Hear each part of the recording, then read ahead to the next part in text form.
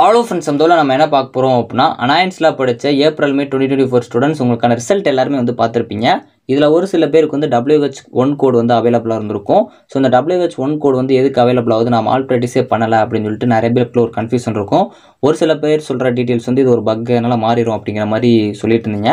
WH13 வந்திருக்கும். இந்த WH13 வந்து எப்போ ரிசல்ட் வரும், இந்த WH1க்கு வந்து ரிசல்ட் வரும், இதுக்கு என்ன தான் சொல்யூஷன் அப்படிங்கிற மாதிரி நிறைய பேர் வந்து கன்ஃபியூஷன் வந்து கேட்டுட்டு இருந்தீங்க. எங்களுக்கு ரிசல்ட் வருமா வராதா அப்படிங்கிற கன்ஃபியூஷன் நிறைய பேருக்கு இருந்துச்சு. அதை பற்றி நம்ம இந்த வீடியோவில் பார்க்கலாம். வீடியோ ஃபுல்லாக பாருங்கள். ஸோ வாங்க வீடியோக்குள்ளே போகலாம்.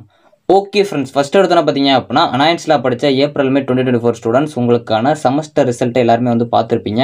இந்த டைம் மெஜாரிட்டியாக வித்துகல்டு கோட் ரிசல்ட் பொறுத்த வரைக்கும் ரெண்டு தான் வந்துருந்துச்சு. ஒன்று WH1, ஒன்று WH13. இந்த WH13 பொறுத்த வரைக்கும் காலேஜ்லேருந்து ஃபீஸ் பேமெண்ட் வந்து யூனிவர்சிட்டி பண்ணாமல் இருந்தாங்க அப்படின்னா அது வந்திருக்கும். இந்த WH13 பொறுத்த வரைக்கும் மெஜாரிட்டியாக எல்லாருக்குமே வந்து வந்திருக்கும். இப்போ ஒரு காலேஜில் ஒரு ஃபீஸ் பேமெண்ட் பண்ணல அப்படின்னா அந்த காலேஜில் இருக்க ஸ்டூடெண்ட்ஸ் எல்லாருக்குமே வந்து WH13 வந்திருக்கும்.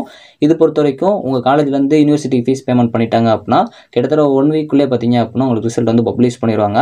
இது பொறுத்த வரைக்கும் உங்களுக்கு காலேஜ்லேருந்து பேமெண்ட் பண்ணாலே போதும், மெஜாரிட்டியாக இந்த WH13 ரிசல்ட் வந்து பப்ளிஷ் ஆயிரும். ஆனால் இந்த WH1 பொறுத்த வரைக்கும் பர்டிகுலராக ஒரு சில பேருக்கு தான் பார்த்தீங்க அப்படின்னா வந்திருக்கும். உங்கள் காலேஜ்லேயே உங்களுக்கு வந்திருக்கு அப்படின்னா மெஜாரிட்டி உங்கள் கிளாஸில் இருக்க எல்லாருக்கும் வந்திருக்காது. ஸோ பர்டிகுலராக 1-2 பேருக்கு தான் வந்திருக்கும் இந்த WH1 பொறுத்த வரைக்கும். ஸோ அதனால் இது ஒரு பக்கான்னு கேட்டிங்கன்னா மேக்ஸிமம் பக்கு கிடையாது. பக் அப்படி இருந்துச்சு அப்படின்னா உங்களுக்கு இப்போ ரிசல்ட் பப்ளிஷ் பண்ணி 2 நாள் ஆச்சு. ஸோ உங்களுக்கு இந்த டயத்தில் ரிசல்ட் செக் பண்ணுறப்போ அந்த WH1 வந்து போயிருக்கணும். ஆனால் WH1 வந்து ஷோ ஆகிட்டு தான் இருக்கும். அப்படிங்கிறப்போ நீங்கள் ஏதோ ஒரு மால் ப்ராக்டிஸ் பண்ணியிருக்கனால தான் உங்களுக்கு WH1 வந்து அலாட் பண்ணியிருப்பாங்க. அப்போ நான் WH1 அப்படிங்கிறப்போ நான் எந்த ஒரு மால் ப்ராக்டிஸுமே பண்ணல ப்ரோ, அப்புறம் எப்படி இப்போ எனக்கு வந்துச்சு அப்படிங்கிற மாதிரி ஒரு சில பேர் வந்து கேட்டுட்டு இருந்தீங்க. ஸோ இது பொறுத்த வரைக்கும் டிஃப்ரெண்ட் கேட்டகரிஸில் வந்து இந்த WH1ஓட இது வந்து வரும். நீங்கள் ஜஸ்ட்டு வந்து பிட் அடிச்சோலோ இல்லாட்டி வந்து பார்த்துருந்தாலும் அந்த மாதிரி பண்ணால் மட்டும்தான் மால் ப்ராக்டிஸ் விழும் அப்படிங்கிறது கிடையாது. ஸோ நீங்கள் எழுதுறதுலேயே வந்து ஒரு சில மிஸ்டேக் பண்ணிங்க அப்படின்னாலும் விழும். ஒரு எக்ஸாம்பிளுக்கு நீங்கள் ஸ்டிக் பண்ணி யூஸ் பண்ணியிருந்தீங்க அப்படின்னாலும் சம்டைம்ஸ் விழும்.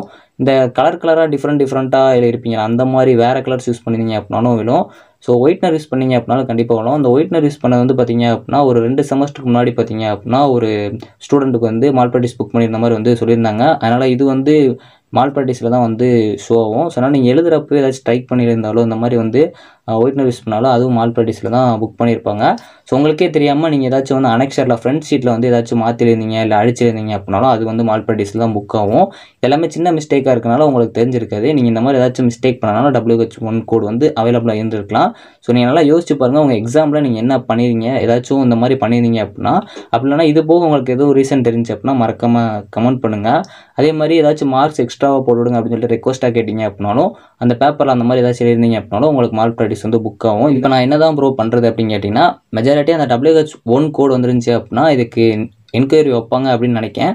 ஸோ உங்களுக்கு இதை பற்றி ஏதாச்சும் WH1 கோட் பற்றி உங்கள் காலேஜில் இன்ஃபார்ம் பண்ணியிருந்தாங்க அப்படின்னா மறக்காமல் கமெண்ட் பண்ணுங்கள். உங்களுக்கு WH1 பொறுத்த வரைக்கும் உங்களுக்கு ரிசல்ட் வந்து கண்டிப்பாக பப்ளிஷ் ஆகும். இதே WH1லேயே கடைசி வரைக்கும் இருக்காது. ஏன்னா போன டைம் நவம்பர் டிசம்பர் 2023 பார்த்தீங்க அப்படின்னா உங்களுக்கு ஏப்ரல் 23 வந்து எக்ஸாம் ரிசல்ட் வந்து பப்ளிஷ் பண்ணாங்க. கிட்டத்தட்ட ஒரு 2 வீக்ஸ்க்கு அப்புறம் பார்த்தீங்க அப்படின்னா மே 9 வந்து WH1ஓட ரிசல்ட் வந்து பப்ளிஷ் பண்ணாங்க. ஸோ அதனால் யாரும் கவலைப்படாதீங்க, உங்களுக்கு ஒரு 2 or 3 வீக்ஸ்க்குள்ளே வந்து இந்த ரிசல்ட் வந்து பப்ளிஷ் பண்ணிடுவாங்க. ஸோ மெஜாரிட்டி அக்டோபர் 7க்கு மேலே பாருங்கள். ஸோ இந்த ரிசல்ட் வர்றதுக்கு நிறைய சான்சஸ் இருக்குது. WH1 சொல்லி உங்களுக்கு ரிசல்ட் வந்து பப்ளிஷ் பண்ணுவாங்க. ஆனால் அந்த WH1 அப்படின்னாலே உங்களுக்கு போன டைம் அந்த ரிசல்ட்டில் வந்து சஸ்பெக்டட் மால் ப்ராக்டிஸ்னு சொல்லியே தான் கொடுத்துருந்தாங்க. ஸோ அதனால் ஏதாச்சும் ஒரு மால் ப்ராக்டிஸ் பண்ணியிருந்தால் மட்டும்தான் உங்களுக்கு இதாக இருக்கும். உங்கள் காலேஜில் கேட்டு பாருங்கள். ஸோ இதுக்கு என்ன ரீசன் அப்படிங்கிறது எனக்கு கரெக்டாக தெரிஞ்சு நான் உங்களுக்கு இன்ஃபார்ம் பண்ணுறேன். ஓகே ஃப்ரெண்ட்ஸ், இந்த வீடியோ உங்களுக்கு ஒரு கிளாரிஃபிகேஷன் கிடச்சிருக்கும்னு நினைக்கிறேன். இந்த வீடியோ பிடிச்சா லைக் அண்ட் சப்ஸ்கிரைப் பண்ணிக்கோங்க. தேங்க்ஸ் ஃபார் வாட்சிங்.